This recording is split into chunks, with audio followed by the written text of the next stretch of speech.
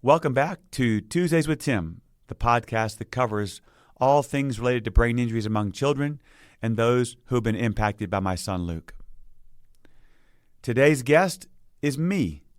I'm going to be talking to you about last week's special event that we had at the United Supermarkets Arena on the campus of Texas Tech, home of Texas Tech basketball and Lady Raider basketball. We've had this event at the arena the past 4 years. We've had Drew Brees 5 years ago, and Drew came to the convention center. But the last 4 years have been at the United Supermarkets Arena. And I'll tell you that this event just gets better and better and better. You know, we've had Dick Vitale, we've had Demario Davis. Last year, we had the Eli Young Band.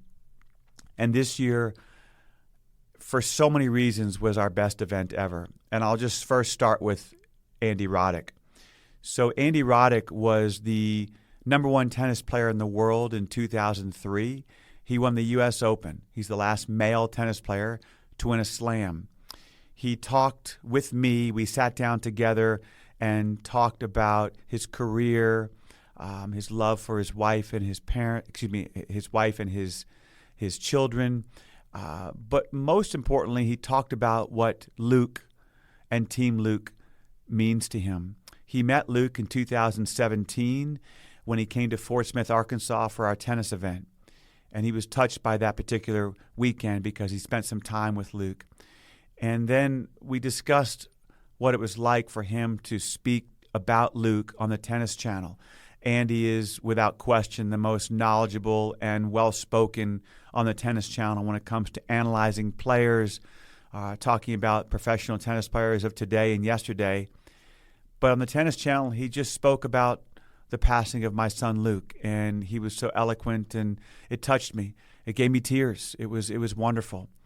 Andy, last week at our event, came in at our meet and greet where we had over 100 people, and he did a great job and talked to everybody, was friendly, and was taking picture after picture. And it's really amazing when you have someone like Andy who was the best in the world at what he did and has grown a lot as a person, as a father, as a husband.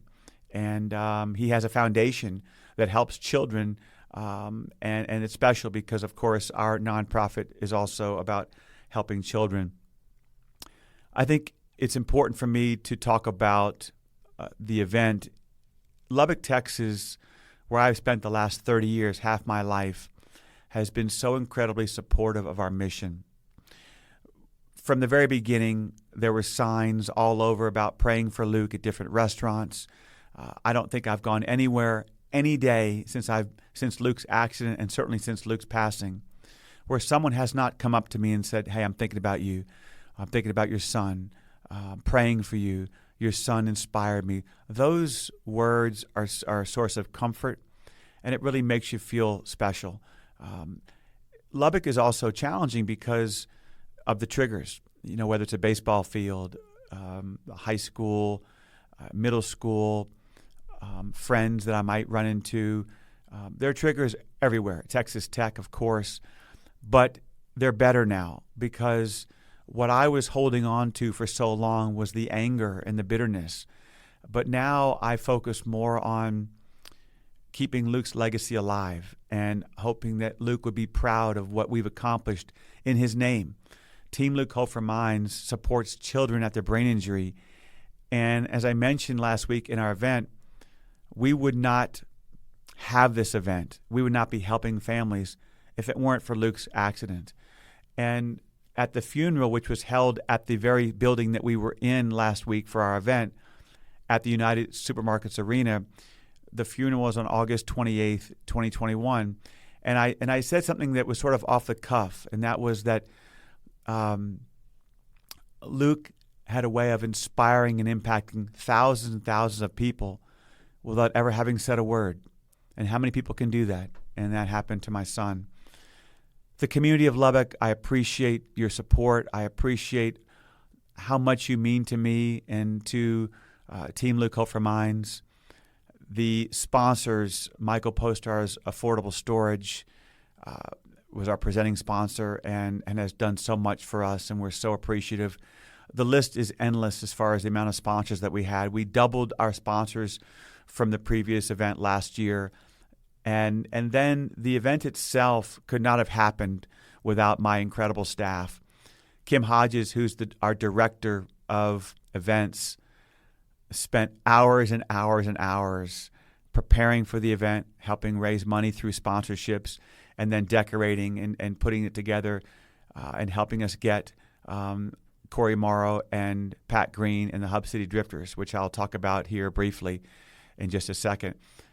But Kim Hodges means the world to us as the director of events, and she has done so much for us, and we're so blessed to have her on staff. Chelsea Sims is our director of ops.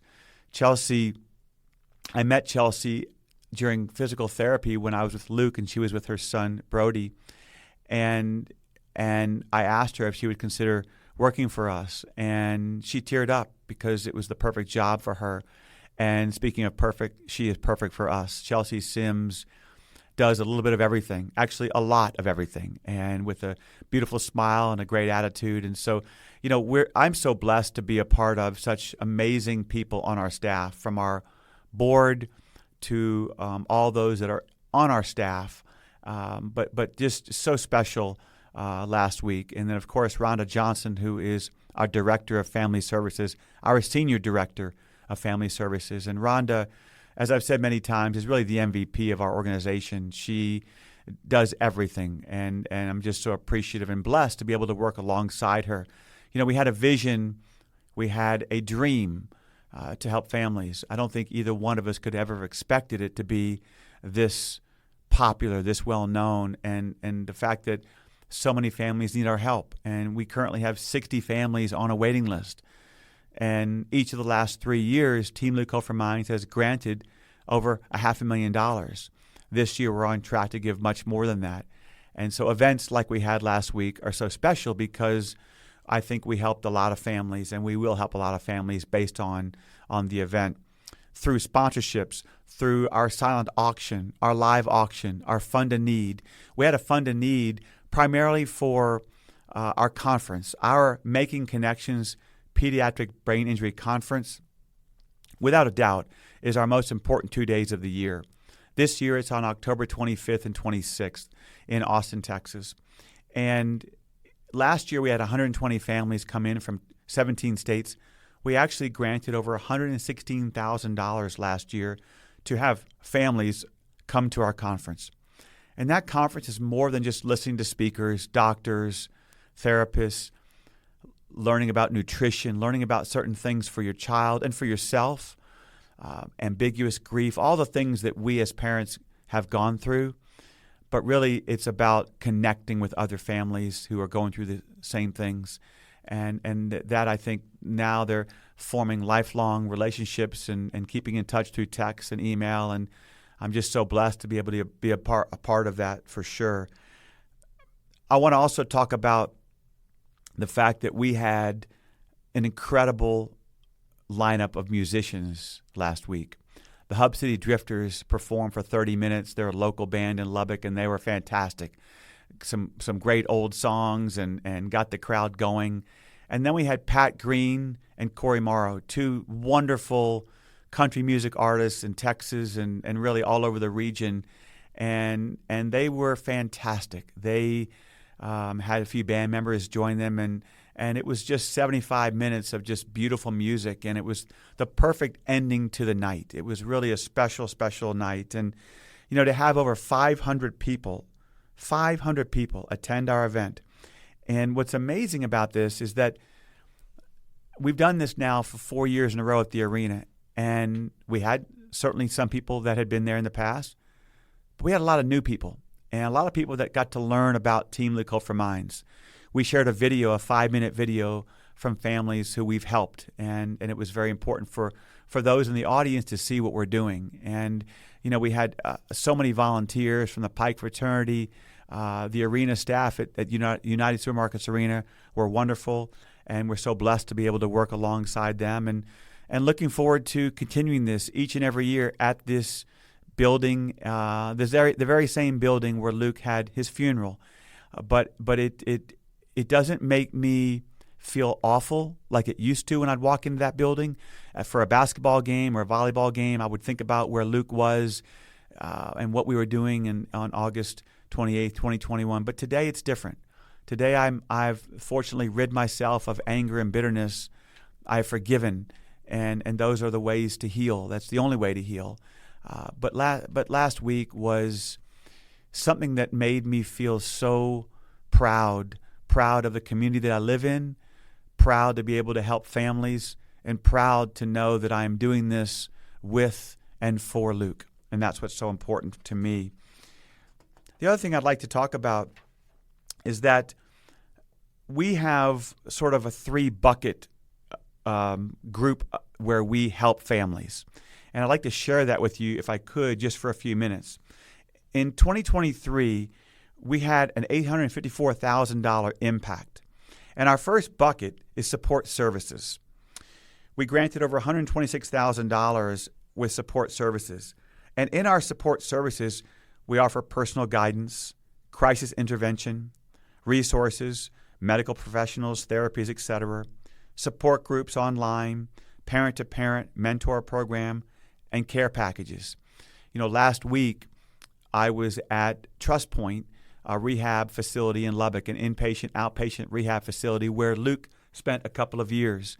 And I was able to go to Trust Point to visit with a family, a mom and a dad, and I was there seeing the son who was jogging in practice on a track and collapsed and suffered a cardiac arrest and suffered a brain injury. And to be able to spend an hour with this family, the mom and dad, to talk about what we experienced, and of course, the fact that they are in Lubbock, they have the same doctors, the same neurologists, same neurosurgeons that we had. And I knew that talking to them changed my outlook, because if that had happened 6 months ago, I would have really had a difficult time because of the emotions of feeling like, oh my gosh, what I'm hearing is a reminder, and it would take me back. But at the same time, for me, this time, it was more of, I'm here to help,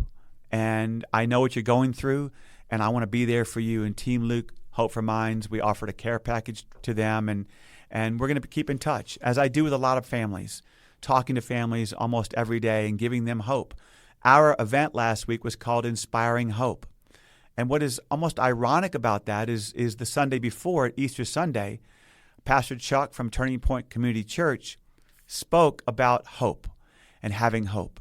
And I always talk about the word hope because I hope that I'm able to help families. I also hope that I'm doing well enough to be able to do that, because I certainly have my moments where sadness engulfs me, and I have to take a couple of hours or even a day off because I'm so sad. But I will take sadness over anger any day, over bitterness, and I'm blessed for that. And I think what really happened to me when I was able to forgive, I put God in front of me. Okay, God, lead me. I trust in you. And that has been a very important part of my rehabilitation, important part of my healing. The second impact is financial assistance. We assist with medical costs and treatments, therapies, home renovations, auto expenses, living expenses, and adaptive medical equipment. We have families that need our help for alternative therapies, such as hyperbaric oxygen treatment, stem cell laser therapy, and then also just PT, OT, and speech. And depending on insurance with PT, OT, and speech, we can certainly help with that. The 3 that I mentioned earlier are not covered by insurance. And so that's important to be able to give back, to be able to help for those kinds of things. But also we've helped with lifts for vans, purchasing vans, renovations in the bathroom, and to make things more accessible. So I'm just so grateful that the money that we raised last week will be able to help families in need for these things that I've just mentioned. The third one is education. With our Pediatric Brain Injury Conference, we have a question and answer with medical experts, and then our Brain Injury and Your Child Resource Guide. Our resource guide is basically an A to Z to help families when we see them at the hospital through social workers or just to be able to mail to families. Because when Luke had his accident on July 28, 2015, there was no one for me to talk to. There was no resource guide for me to look through to see what am I supposed to do next? What is my next step to help my son get better? That never happened. But when Rhonda Johnson called me from Austin telling me about her nonprofit, I drove to Austin, spent time with her, and that's when we decided to merge. But Rhonda was the first person to kind of give me that opportunity to see what's out there for resources. But I didn't have that person who had been there with their child from a brain injury that his daughter or his son might have had. And so I think when I talk to a parent, I certainly would never give anyone false hope. I would never explain that, hey, I'm a doctor and this is what I think your child should do. No, instead, I basically explain what we went through and what we did. And most importantly, though, is parents just want to hear from someone who's been there and just to have an ear. And I'm so grateful, and I never take that for granted, that I'm able to help a parent lift their spirits or possibly give them hope and explain what I went through.